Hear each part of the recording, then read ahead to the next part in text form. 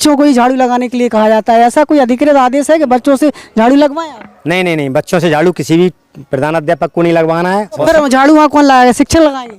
अब झाड़ू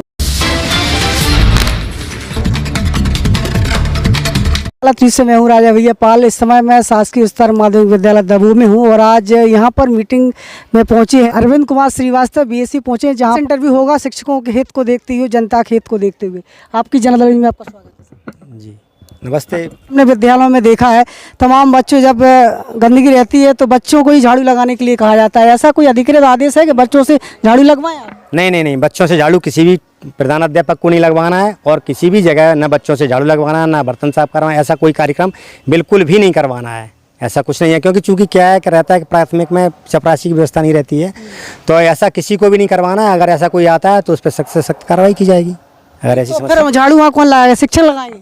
अब झाड़ू लगाने के शिक्षक के लिए भी आदेश नहीं है आपसे, वहाँ पे जब व्यवस्था तो गवर्नमेंट से पूछें आप, जो गवर्नमेंट बता सकती है क्या है इसके बारे में, तो ऐसा कोई आदेश है नहीं है। तो अधिकांश देखा जाए बच्चों की पढ़ाई तो झाड़ू लगाने में निकल रही है, खाने में निकल रही है, तो फिर बेहतर शिक्षा कैसे आप कर सकते हैं? देखो ऐसा है, जो व्यवस्थाएं प्रशासनिक हैं उन व्यवस्थाओं को प्रशासन ही समझ सकता है। अपना तो काम शैक्षणिक व्यवस्थाओं का है, अध्यापन कार्य कराने का है। अब खाना और उसमें अगर निकल रहा है तो उसके लिए थोड़ी वो करना है, और ऐसा नहीं निकल रहा होगा। क्लासें लगती हैं, पढ़ाई होती हैं विद्यालय में, और ऐसा तो नहीं है ना, ऐसा कोई आदेश है कि बच्चों से झाड़ू लगाई जाए या वो कराया जाए, ऐसा कुछ नहीं है। तब जी आज जो मीटिंग का आयोजन आप कर रहे हैं तो किन किन बिंदुओं को लेकर आपने चर्चा की है? जी, मैंने शैक्षणिक गुणवत्ता के सुधार हेतु सभी एचएमओ को बुलवाया, जिसमें प्राथमिक शाला के एचएम और माध्यमिक शाला के एचएम हैं, और इनको जो अभी शैक्षणिक गुणवत्ता के सुधार की चल रही है उसके बारे में बुलाया गया। उसमें अपने 7-8 बिंदु थे, उन पर चर्चा की। कुछ इन लोगों की समस्याएं थी, उनको भी सॉर्ट आउट किया गया है। और जो अभी कल हम लोगों की मीटिंग भिंड में हुई थी, तो भिंड में हमें बताया गया था कि वहाँ पर एक जा कर के सभी को और सूचित करना है, जिससे कि कार्यक्रम जो अभी चल रहे हैं एजुकेशन डिपार्टमेंट में वो गति पकड़ें। और विद्यालय समय का खास तौर से जो शिकायतें मिलती हैं ज़्यादातर CML पान वगैरह में भी लगती हैं कि भाई विद्यालय टाइम से नहीं खुल रहे हैं, तो उसके लिए भी इनको बताया गया है और सब लोगों को यहाँ पर निर्देशित किया गया है, और सभी लोगों को बताया गया है कि अपने विद्यालय की व्यवस्थाएं सुधारें और विधिवत विद्यालय चले। किसी भी हाल में विद्यालय समय पर कोई भी विद्यालय बंद न पाया जाए, शिक्षक अनुपस्थित न रहें, शिक्षक अध्यापन कार्य कराएँ, अच्छा वातावरण दें। अच्छा कार्यक्रम करेंगे तो आपके विद्यालय में निश्चित ही अच्छे लोग निकलेंगे, अच्छे बच्चे निकलेंगे, और जो अपने ब्लॉक का, अपने गांव का, अपने जिला का नाम रोशन करते हैं। सर आपके दबू संकुल केंद्र में देखा जाए तो ऐसे कितने शिक्षक हैं जिनको अपने विद्यालय के अलावा और भी कहीं वो पदस्थ हो या उन्हें जिम्मेदारी सौंपी गई है? अपने विद्यालय के अलावा इसके अलावा तो नहीं, विद्यालय की जिम्मेदारी तो उन्हें उसी विद्यालय की दी गई है, जो मिडिल में पदस्थ है उसको मिडिल में ही दी गई है। और इसके अलावा तो ऐसा मेरे संज्ञान में अभी तक तो ऐसा कोई नहीं आया कि उसकी और दूसरी जगह भी जिम्मेदारी है। और अगर हाँ हो सकता है एक आध कोई अगर ऐसा शिक्षक हो, तो नहीं कह सकते हैं। जो शिक्षक बीन शाला हैं तो उसमें हो सकता है वहाँ पर शिक्षक बीन शाला है, मान लीजिए ऐसे प्राथमिक शाला में 2 टीचर हैं और मिडिल शाला शिक्षक बीन है, तो मिडिल वाले तो वो प्राइमरी वाले को हो सकता है उस मिडिल की जिम्मेदारी एक आध जगह कहीं दे दी गई हो, और ऐसा वैसे संज्ञान में तो नहीं है। अपने स्कूल की बात करी तो तमाम ऐसे शिक्षक हैं जो ग्वालियर निवास कर रहे हैं, ग्वालियर में मकान है, ग्वालियर में रहते हैं, स्कूल में तो आते नहीं हैं। जब कभी कोई जांच प्रक्रिया आती है तो स्कूल में पहुंच जाते हैं, तो फिर ऐसे में अच्छी शिक्षा की बात कैसे कर सकते हैं? ऐसे शिक्षकों पर सख्त से सख्त कार्रवाई होगी, उसी के लिए आज मीटिंग का आयोजन किया गया है। जो शिक्षक यहाँ पदस्थ हैं, विद्यालय में पदस्थ हैं और विद्यालय में काम नहीं कर रहे हैं, उन शिक्षकों पर सख्त से सख्त कार्रवाई होगी। उनका वेतन 7-7 दिन का काटा गया है, और अगर ऐसे शिक्षक और भी होते हैं, कल जिले पे भी बताया गया था, जिले पे भी जो मिले थे, और जो भी अपने यहाँ इस ब्लॉक में होंगे उन हेडमास्टरों से उनका मांगा गया और निरीक्षण होंगे। सतत निरीक्षण में यदि कोई शिक्षक अनुपस्थित पाया जाता है तो उस पर बिल्कुल भी कार्रवाई होगी। कार्रवाई के अलावा वो तो बहुत ऊँचे पद के लोग हैं, ऊँचे लोगों से उनके संबंध, तो कैसे कार्रवाई करेगा विभाग? इस चीज़ का तो ऊंचे संबंध से कोई मतलब नहीं है। जो टीचर है वो तो टीचर ही होता है, चाहे किसी भी पद का हो। ऐसा तो नहीं है और ऐसा आया भी नहीं है, और अगर ऐसा आएगा तो फिर ऐसे फिर व्यवस्था नहीं सुधर पाती है। लेकिन ऐसा कुछ है नहीं है, हमने देखा है तो ऐसा तो कुछ है नहीं है। अगर है ऐसा कोई होगा तो हमने टीचरों से पूछा, अगर कोई है तो उसका लिख कर देंगे, उसकी कार्रवाई अपन बढ़ाएंगे। अधिकांश विद्यालयों में खेल वितरण का जो सामान इस समय दिया गया है, सौंपा गया है, उनकी किट लगभग देखी जा रही तो 10 से 15 हज़ार आपको पता होगा कितना वो रेट होगा उनका? इस बारे में मेरे संज्ञान में इस चीज़ का कोई वो नहीं है, और ना मैंने इस बारे में किया है वितरण का सामान, और कितना आया है कैसे आया है खेल का सामान पहुंच गया होगा सभी स्कूलों में?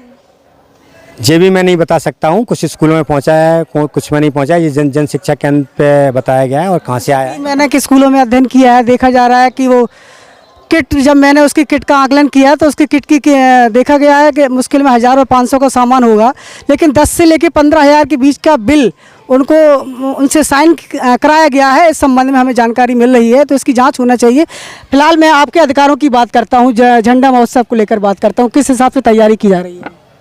झंडा महोत्सव के लिए इन्हें बताया गया है, जो कार्यक्रम किया है उस कार्यक्रम में इनको बताया गया है 11 से 17 तक चलना है झंडा कार्यक्रम, और झंडा बंधन होना है, उसमें झंडा फहराया जाना है और उसका घर घर झंडा का कार्यक्रम चलाया जा रहा है और उसका चलाया जाएगा। और उसी के लिए मैंने बताया गया, झंडा भी प्रोवाइड करवाए हैं जनपद पंचायत से जो भी हो। और झंडा तो सभी विद्यालय में फहरना ही है 15 अगस्त को। अब की से 75वीं वर्षगांठ है, इसलिए उसको वो विस्तृत रूप से किया जा रहा है। श्रीवास्तव जी, हमने बहुत सी बिल्डिंगों को भी देखा है स्कूल में। जब मैं जाता हूँ तो कई क्षतिग्रस्त बिल्डिंगें हैं आपके विद्यालयों की, और जब बरसात अभी चल रही है तो लोग पानी में तब्दील हो जाते हैं विद्यालय, तो उसके लिए आप क्या कहना चाहेंगे? क्षतिग्रस्त बिल्डिंगों के लिए उनमें क्या है, हमारे यहाँ पे 2 इंजीनियर हैं, तो अगर ऐसी कोई है, अगर कोई टीचर लिख करके देता है कि हमारे यहाँ बैठने की व्यवस्था नहीं हो पा रही है या ऐसा है, तो अपन उसका वेरिफिकेशन करवा करके जिला पे दे देते हैं, तो वो उसकी मरम्मत के लिए वहाँ से राशि उपलब्ध हो जाती है, तो उस राशि से वो कार्य हो जाता है। और नई बिल्डिंगें तो अभी सेंक्शन नहीं होती हैं, तो उसका कार्यक्रम चलता है। ऐसा अगर 1-2 जगह देखा जाए तो मैंने रतनपुरा का सर्वे किया, तो रतनपुरा की बिल्डिंग पूर्ण रूप से क्षतिग्रस्त है इस समय, पानी भर रहा है। अच्छा, तो उसकी वो हेडमास्टर बताएं या उसमें देखेंगे, तो उसको जो भी होगी उसकी मरम्मत के लिए वो मरम्मत हो जाएगी। उसकी मरम्मत के लिए राशि वो करवा देंगे, वो लिख करके देंगे, तो जिला पंचायत से जो राशि आती है उस राशि से उनकी मरम्मत हो जाएगी। शिक्षकों का बड़ा सवाल, जिस तरीके से आपने अभी बताया है कि वो रजिस्टर खरीदें और तमाम चीज़ें सामान खरीदना होता है, उनके पास तो राशि है ही नहीं, कैसे खरीदेंगे? नहीं, अब ऐसा है कि 2-4-6 दिन बाद एक लिंक आना है। उस लिंक से अभी हुआ क्या था कि इनके जो अकाउंट खुलाए गए थे वो अकाउंट इनके मतलब खुल नहीं पाते, 0 बैलेंस वाले। अब ऐसा है, गवर्नमेंट का प्रक्रिया आई है कि उस पर इनको एक लिंक आएगी, तो बैंक मैनेजर इनको राशि प्रोवाइड करवा देगा, उस राशि से इनका कार्यक्रम हो जाएगा और उस राशि से कर देंगे। अभी तक जब नए सिरे से कार्यक्रम चल रहा है तो उससे हो जाएगा इनका भुगतान। और बेहतर शिक्षा की व्यवस्था को देखा जाए, अभी कोरोना काल निकल गया, चुनाव चला गया, बच्चों की कहीं ना कहीं पढ़ाई भी चौपट हुई, तो अब बेहतरीन शिक्षा के लिए आप लोगों का क्या प्लान चल रहा है आपका? हाँ, प्लान में जो एक 8 ग्रेड जो पुस्तकें आई थी और भी जो कार्यक्रम था, जैसे बच्चों को पहले बुलाना, अभी 2 साल का गैप तो है ही, चुनौती तो इनके लिए है ही, टीचरों के लिए चुनौती है, लेकिन उसको कहा है सॉर्ट आउट धीरे धीरे ही करना है। जो बच्चा 2 साल तक नहीं आया तो उसका पूरा वो करवाना है, सिलेबस करवाना है, और टाइम के हिसाब से उसको करके एक्स्ट्रा क्लासें भी ऐसा कार्यक्रम आयोजित करना है, और उसको बुलवाया है और बुलवा करके उनका कार्यक्रम करवाया जाएगा। अरविंद कुमार श्रीवास्तव, बीएससी, आपकी जन अदालत न्यूज़ पर हमारे साथ जुड़ी हुई थी। तमाम मुद्दों को लेकर हमने चर्चा की है, और अब हमारा अगला इंटरव्यू होगा जिला शिक्षा अधिकारी के साथ। उनसे बात करेंगे जिस तरीके से विद्यालयों की जो व्यवस्था है, जो हमने बताई है, इन्हीं बिंदुओं पर चर्चा करेंगे। जुड़े रहिए हमारे साथ। नमस्कार। Admission open in kids care central school Daboh, कक्षा नर्सरी से कक्षा 8 तक। Kids care central school Daboh, कक्षा नर्सरी से कक्षा 8वीं तक इंग्लिश मीडियम स्कूल। अपने बच्चों के उज्जवल भविष्य के लिए आज ही एडमिशन दिलाएं। Kids care central school Daboh में। हमारा पता खजूरी तिराहा, लाहौर रोड, दबोह, जिला भिंड, मध्य प्रदेश। अधिक जानकारी के लिए संपर्क करें। मोबाइल नंबर 9303464636 और 8817073600। Admission open. 27808006। Kids care central school Daboh, कक्षा नर्सरी से कक्षा 8 तक। Kids care centre